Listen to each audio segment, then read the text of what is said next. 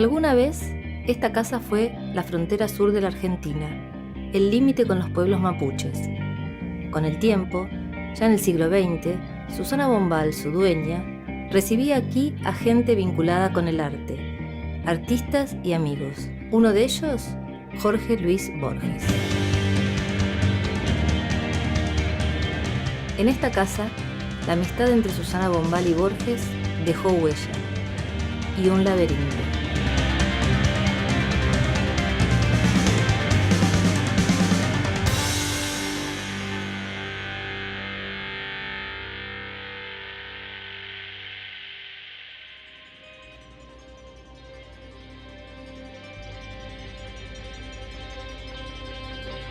¿Hay una máquina Borges? ¿Una máquina de hacer literatura? ¿Hay una colección de recursos, de formas de ver la escritura? ¿Cómo se escribe al amparo de Borges después de Borges? ¿Cómo se huye de ese autor que parece haberlo escrito todo?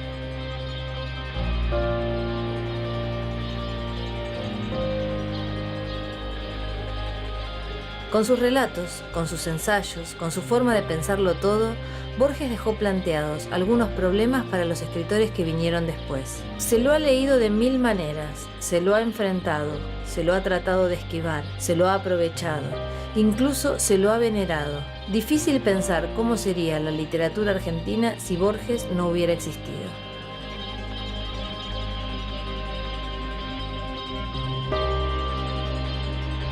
Como lo hizo el propio Borges con textos de otros, Martín Coan escribió algunos cuentos a partir de textos de Borges, de sus personajes, de sus situaciones. Escritor y profesor, Coan está en el laberinto para revisar los engranajes de la máquina Borges.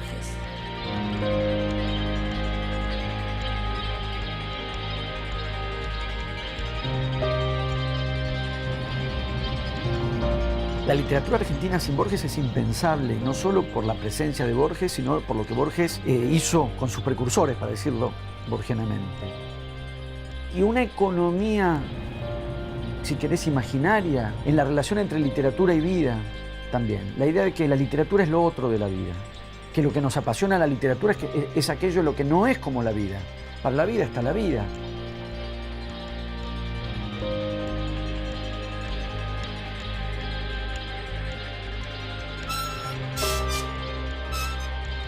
Yo creo que Borges es hoy un espacio de disputa literaria, ideológica, política. En algunos aspectos una disputa que transcurrió en la propia vida de Borges. Siempre hubo una ecuación de economía inversa entre la veneración que se le tenía y la lectura que se hacía de su obra. Esa veneración funcionó como compensación de la lectura y no como estímulo de la lectura, porque llevaba de por sí también ese efecto de intimidación. Colosal, genial, sabio, maestro, ¿quién soy yo para leerlo?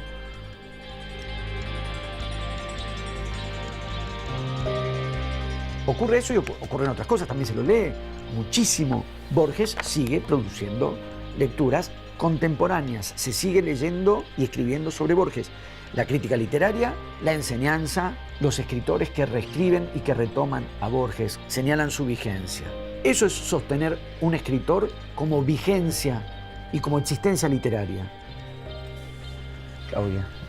Oye, Martín, no te esperaba. ¿Dónde entraste? Igual estaba con vos.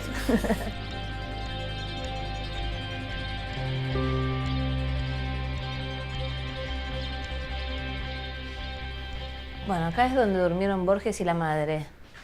Hacé tatetí y elegí una cama, porque el cuarto es todo para vos. Donde durmió Borges yo no me animo. Debe haber dormido acá. No sabemos con cuál. Para mí acá. Entonces... Y porque si es ciego, el trayecto más corto, yo diría, ¿no? Entonces yo duermo ahí. ¿Dónde durmió la madre? Donde durmió la madre. Yo me siento más madre que Borges, claro. Así que bueno, acá voy yo. Deja tus cosas y nos sentamos un rato si querés. Dale. ¿Hay una máquina Borges, una serie de recursos que uno puede identificar como que es una máquina de escribir? Yo diría que sí, y en un sentido muy, muy potente. O sea, más aún de lo que uno podría decir de tantos otros escritores que también son extraordinarios y en los que también uno puede reconocer un estilo, un sello, una singularidad. Más todavía que eso, porque creo que Borges tiene todo eso, que corresponde a todo gran escritor o a muchísimos grandes escritores, pero también un agregado que tienen algunos pocos grandes escritores, que es una máquina, yo diría, de la literatura y no solo de su literatura. Me parece que el plus que tiene Borges es, en gran medida es ese, que es, la máquina Borges es la literatura como máquina, no es solo su obra, su concepción de la frase, su estilo, su sello, en el sentido que los grandes escritores tienen un sello y definen un estilo, sino que hay en toda la obra de Borges, pero también en cada texto de Borges, de alguna manera la máquina que funciona es la de la literatura, una idea de la literatura, una concepción de la literatura, o ciertas grandes cuestiones de la literatura que están siendo pensadas, aunque no sea de manera explícita. Por eso es tan, yo diría, es un escritor tan potente también por eso, porque no es solo alguien que pone a funcionar una literatura o su literatura, pone a funcionar la literatura. Bueno, acá las bibliotecas son infinitas, ¿no? Sí. Acá tenés la colección Sur, que creo que está completa, porque hay parte en otra habitación, pero están todos los números. Pero entonces tiene que estar en el número 167, es que Borges publica de Massons. Si eso está, mira. Acá no. Acá sí. Acá Ahí. Mira. Qué linda la tipografía. De Massons. Yo no lo puedo creer. Increíble. 3 pesos.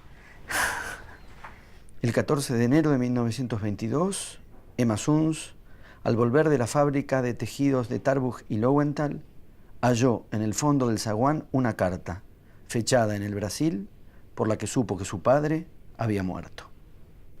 Lee la carta, interpreta que el padre murió, sabe que Lowenthal en realidad fue el responsable del desfalco y que la acusación hacia el padre fue falsa y el padre tuvo que dejar el país y cambiar de nombre por eso, y decide vengarlo, ahora que ha muerto, matando a Lowenthal.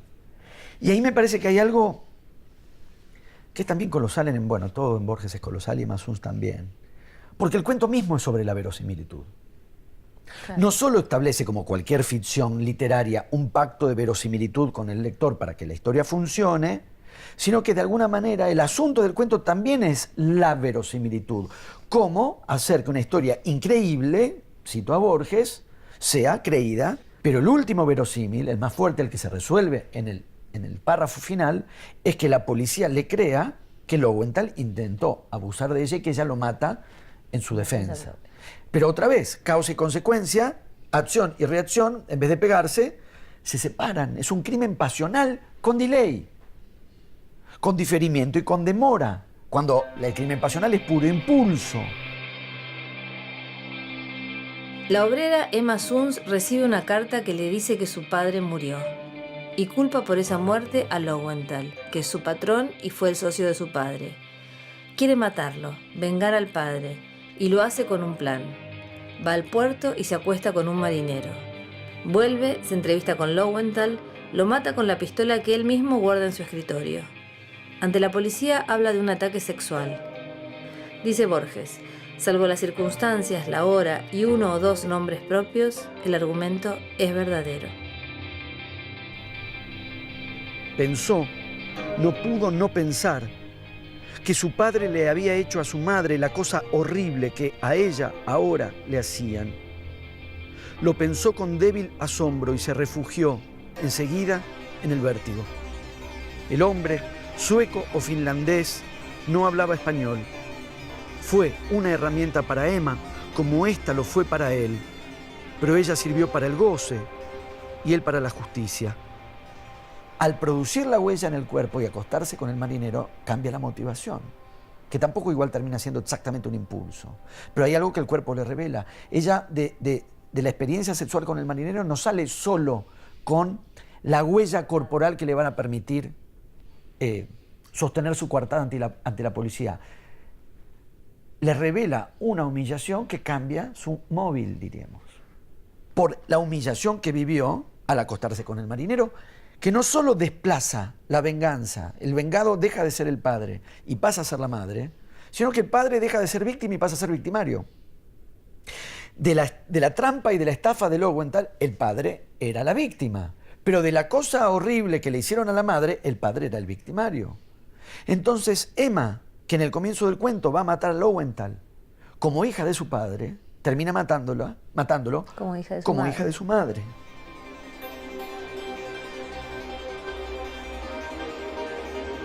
Todo el mundo sabe que una puta no besa. Por eso, cuando esa mujer a la que había elegido en un bar cercano al puerto, por percibir en ella algo indefinido pero especial, acercó los labios entreabiertos a los suyos, abiertos también, pero en goce, para besarlos, o en realidad para hacerse besar, se sintió Eric Grieg primero confuso, más aturdido aún de lo que ya estaba por culpa del alcohol, pero luego, de inmediato, se sintió también extrañamente feliz. ¿En qué momento o en qué circunstancia tomaste la decisión de trabajar con Emma Suns, de transformar Emma Suns? Di vuelta al punto de vista en el cuento de Borges, pero di vuelta al lugar común. Emma busca en el diario Sí. un marinero de un barco que esa misma noche se vaya. Cosa que, pase lo que pase, eso termina ahí. En la relación con el marinero eso termina ahí. Es todo contingente, es la pura contingencia. En ese punto, preguntarse qué le pudo pasar al marinero. O sea, eso que justamente pasa como casi con la neutralidad del anonimato, como un objeto. ¿Qué pasa si lo convertís en sujeto? O sea, si le pones un nombre, y lo que hice fue poner un nombre que tenga las mismas sílabas, porque también el cuento de Borges, naturalmente, tiene el nombre de su heroína como título. Otro nombre de las mismas sílabas para construir otra subjetividad, porque si hay algo que no se le ocurre ni a Emma ni al cuento es preguntarse qué le pudo pasar al marinero, porque se supone que no pasa nada. No solo por la economía narrativa del cuento, que está totalmente concentrada en el drama de Emma Suns, también la escena sexual presupone que un marinero con una prostituta en un puerto va, descarga y se va. Se supone que no le pasa nada. Yo retomo esa nada, y en esa nada imagino que puede haber habido algo, que es que ella lo besa. Y que ese beso por parte de una prostituta es algo que el marinero, no en ese mismo momento, pero que después le queda dando vueltas. De modo que toda esa escena, que está destinada a ser contingente, momentánea, caer en el olvido, ser inconsecuente, excepto en las huellas que Emma decide que necesita que su cuerpo tenga, solo con pensar, con conjeturar, con postular un nombre, y con un nombre una subjetividad para ese marinero, y conjeturar su punto de vista, claro, bueno, aparece un despliegue que es en el que avancé para escribir Eric Grieg. Lo que ella quería, pensó Grieg, y pensó bien, era infligirse la humillación de ese encuentro, tal vez para aumentar su odio hacia alguien, tal vez para darse impulso hacia algo. Supo así, sin que nadie lo aliviara ya de tanta pena, que el beso que le había dado no fue una muestra de sutileza erótica, ni mucho menos una expresión de afecto que ella no supo o no quiso reprimir, sino, por el contrario, una forma casi perversa de aumentar esa humillación a la que la mujer se entregaba.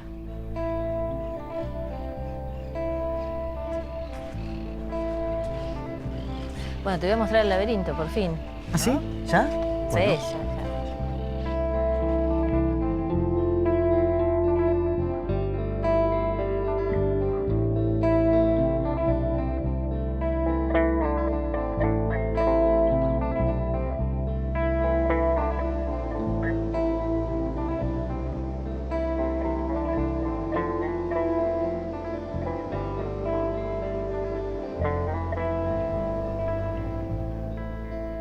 Se suele escuchar la frase hay que matar a Borges. ¿Hay que matar a Borges? ¿Qué te parece? Yo diría que ya no, en su momento la frase la lanza Gombrowicz. En su momento y en esas circunstancias probablemente era muy pertinente, porque lo que Gombrowicz, viniendo de afuera, detecta bien era esa hegemonía que podía ser verdaderamente aplastante para todos los demás escritores.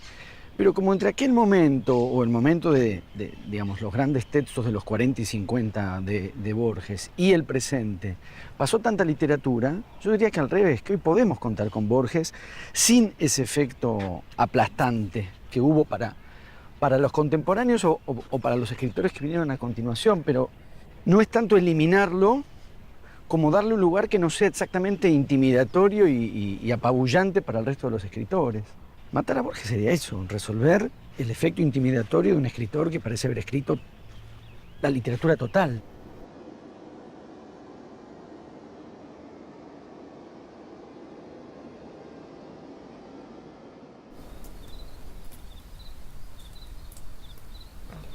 ¿Lo abrís vos? ¿Largamos? Uy, Dios. A ver, hagamos así. te parece? Tenés razón, sí. Se me está yendo el espíritu de cooperación y estoy empezando a competir con vos y a ver que vos vas más rápido. Y eso me aturde. Bueno, se supone que la pasión del laberinto es perderse, no encontrarse, ¿no? Perdidos estamos, eso no cabe duda. Sí, yo no aguanto más de tanta pasión. ¿Te parece que algún día no hablaremos más de Borges? No, nunca no hablaremos más de Borges. Porque si un día dejáramos de hablar de Borges, pasaríamos a hablar inmediatamente de cómo es que conseguimos terminar de hablar de Borges. Entonces estaríamos hablando otra vez. Y al mismo tiempo esto, que por lo menos en mi parte no prospera, indica que efectivamente no se termina con Borges. No se termina Borges. Esto, bueno, mira, no es gran cosa, pero Mirá, eso va ahí. Déjame que yo O sea, aprieto para que entre Borges. Sí, sí, sí. Falta una. A ver, abrí la caja. Nos quedó, me falta una. Acá no hay nada. No te puedo creer. Sí, pero no. No hay Parece nada. que Borges Pero falta no, una, es la del Borges medio. no se deja completar. Bueno, mejor, ¿no? Mejor. Que siempre quede algo. Mejor, pero si la podemos encontrar, mejor todavía. Mejor todavía.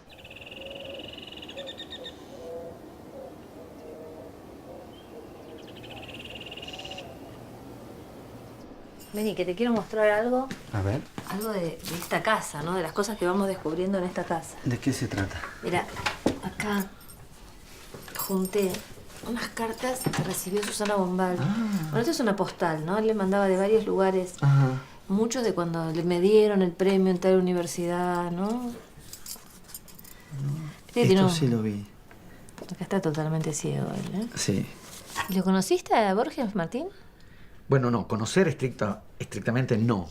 Una vez lo fui a escuchar a la Feria del Libro de Buenos Aires, una conferencia sobre Macedonio. En otra Feria del Libro fui, también en gesto de admiración cholula, firmaba ejemplares y le arrimé mi ejemplar de El Aleph. Años después leí una anécdota, que es una firma de libros con Bioy Casares, cola larguísima, y firman, y firman, y firman, y en un momento Borges le dice a Bioy: ¿te imaginas, Adolfito, en el futuro lo que va a valer un libro nuestro que no esté firmado por nosotros? Porque efectivamente el efecto era que lo estaban firmando todos. Bueno, yo alguna vez sí me arrimé, pero eso no es conocer a alguien, ni bueno, conocer a alguien nunca se sabe bien qué es, pero Claro. no trabé conversación ni 2 minutos, fue simplemente asistir a su presencia, solamente eso. Hablamos de esta cosa que es la máquina Borges de tomar toda la literatura del mundo para apropiarnos de esa literatura y poder escribir con eso. Eso sería como general. ¿Elementos particulares, podés determinar algunos en esta maquinaria de escritura? Borges, que es nuestro escritor central, reformula la idea de centro y periferia y pasa a pensar en la potencia de la periferia. Ya no la condición periférica que evidentemente tenemos, en la ambición de centralidad o en el orbitar en torno de la centralidad o en el imaginarse como un centro posible de algún otro mundo. Borges piensa la cultura argentina potenciando la periferia, en la reivindicación del margen. Y esa potencia radica, dice Borges, precisamente en la posibilidad de valerse de toda la tradición, de usar, de apropiarse de toda la tradición. No de la tradición argentina propiamente dicha, sino la universal. Porque la posición de una tradición argentina en ese punto, ¿cuál sería? Y Borges es el que la piensa muy probablemente como pocos y quizás mejor que nadie. ¿Cuál es esa tradición? Precisamente porque tuvo una conciencia que no siempre se tiene y que desde el nacionalismo a menudo no se tiene, que es que hay de por medio ni más ni menos que una discusión política e ideológica sobre cómo se construye esa tradición. En lugar de esencializarla y suponerla como dada y como trascendental o incluso como metafísica, Borges es el que tiene la plena conciencia e interviene sobre eso, además, en cuanto a cómo fabricar esa tradición, cómo fabricar un pasado y convertirlo en argentino. Tadeo Isidoro Cruz tuvo la impresión de haber vivido ya ese momento. El criminal salió de la guarida para pelearlos. Mientras combatía en la oscuridad, mientras su cuerpo combatía en la oscuridad, empezó a comprender. Comprendió que un destino no es mejor que otro, pero que todo hombre debe acatar el que lleva adentro. Comprendió que las jinetas y el uniforme ya lo estorbaban. Comprendió su íntimo destino de lobo, no de perro gregario. Comprendió que el otro era él. Hay otro texto de Borges, la biografía de Tadeo Isidoro Cruz, que si bien vos no tomás exactamente la biografía, hay un cuento tuyo, El amor, que trabaja sobre Fierro y sobre Cruz, que de alguna manera pasa como un puente o como un eslabón para llegar a tu cuento, ¿no?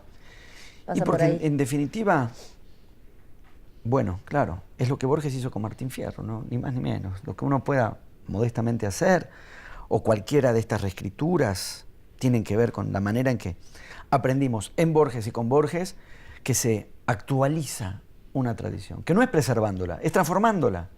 Lo que hace en un punto, bueno, lo decíamos, introducir toda una subjetividad en toda una biografía en lo que en Martín Fierro es apenas un punteo. Porque José Hernández pone en juego, en lo que narra Cruz, que ha sido su vida, aquello que lo acerca a Martín Fierro. Borges expande eso, expande esa subjetividad. O sea, le concede el espesor de la vida y de la subjetividad a un personaje que en el poema de Hernández no tiene ni ese espesor ni ese despliegue de subjetividad. Yo escribí El amor valiéndome de alguna manera de eso, decir, bueno, efectivamente ya tenemos todo un personaje. Y de alguna manera lo que hice fue volver sobre ese gesto en Borges y avanzar en la expansión de esa subjetividad y en la expansión imaginaria de lo que no ya en el cuento de Borges, sino en el poema de José Hernández, queda en el fuera de escena, que es los 7 años que pasan Fierro y Cruz en las tolderías entre los indios. No cruzan palabra alguna los dos hombres entre sí. Están metidos otra vez cada uno en sus pensamientos. Piensan, evocan, sopesan, dirimen los dos sobre lo mismo, sobre el beso que se dieron hace horas en la pampa. Un beso de hombres, según quedó aclarado. Se dieron un beso de hombres. ¿Y de qué otra clase se iban a dar? Si al fin de cuentas hombres son. Se besaron en la boca, entreverando las barbas, ayudando a la apretura de los labios con una mano apoyada en la nuca del otro. Una mano que muda decía, vení para acá. Te permitís una irreverencia, ¿no? Porque no cualquiera se permitiría meterse con la sexualidad de Fierro. Así como dije hace un rato, si yo hubiese pensado voy a reescribir Emma Suns, no lo habría hecho. No dije haberle una irreverencia, no me veo así. Más bien lo vi en los efectos que por ahí produjo. Un poco como en... ¿Qué efectos produjo? ¿Te criticaron meterte con eso? En general produjo el efecto que yo deseaba, no diría preveía, que es la risa. Porque donde está la solemnidad y donde está lo reverencial, no hace falta la irreverencia en el sentido del sacrilegio. Pones un toque y ya está la risa, pero porque lo solemne siempre está al borde de la risa. Tadeo, lindo Tadeo, qué manera de quererte. Es el goce de tenerte, el solo Dios en que creo. Se echan mansos el uno junto al otro. Sonríen satisfechos, son felices y lo saben. Han descubierto el amor. ¿Qué es lo que podemos tomar de Borges? Tantísimas cosas. Por lo pronto, yo diría otra vez, en distintos niveles. Uno a nivel de género, Borges produce una transformación y, si se quiere, una ruptura al modo de las vanguardias en un género que no tiene tradición de ruptura, porque ya la ruptura es una tradición, que es el cuento. La manera en que Borges mixtura, combina, desconcierta. No es algo que uno pueda tomar fácilmente en Borges, pero sí me parece una referencia fuerte a nivel o escala género. A nivel de construcción y de procedimientos, insisto, no puedo sino decir una y otra vez que son infinitos, pero me parece que en Borges hay algo que a mí por lo menos me atrae muchísimo, que es el modo en que una narración se produce siempre de manera explícita o implícita bajo la pregunta de cómo narrar. Y de hecho la inhibición que un gran escritor como Borges produce, y que tiene que ver con que produce el efecto de que todo lo que se pueda escribir ya ha sido escrito por él, efecto imaginario, pero efecto al fin, Es extraordinario porque uno diría, bueno, por qué pesa así sobre los novelistas? ¿Por qué pesó así sobre los novelistas? Género que no transitó, porque no precisó transitarlo. El evitar las novelas tiene que ver justamente con una elección estética que está en el género, está en el relato y está en la frase. O sea, está en las distintas escalas, que es contraer, reducir, comprimir, resumir. Esa voluntad, insisto, en la escala de género de ir al cuento y no a la novela. Y en cada cuento, que el cuento funcione como el resumen de otra historia no narrada, la narración de una historia que nadie narró. Y luego a nivel de la frase, el pulido de la frase, la economía verbal, es intrínsecamente ajena a la novela. Borges. Si fuese un dios, habría que adorarlo. Si fuese un prócer, habría que venerarlo. Si fuese un tótem hecho momia, habría que preservarlo. Pero era un escritor, hay que leerlo.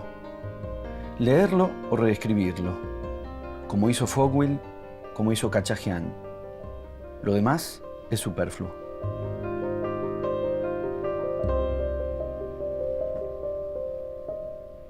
Para Borges, quizás como para ningún otro escritor de la literatura argentina, escribir es escribir lo que se ha leído.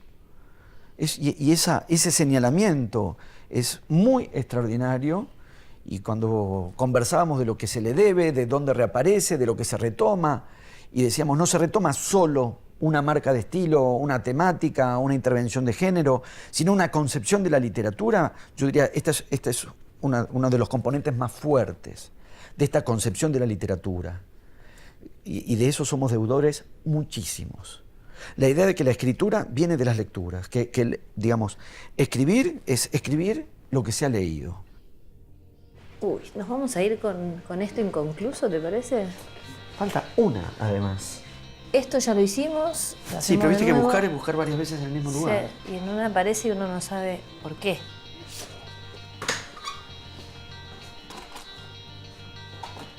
Vamos a revisarme estos. Uy. Así debería verse. Sí. Ah, no digas. El laberinto. Ah, pero esto... Esto lo hizo Borges. No habrá nunca una puerta, estás adentro y el alcázar abarca el universo. Bueno, completalo vos.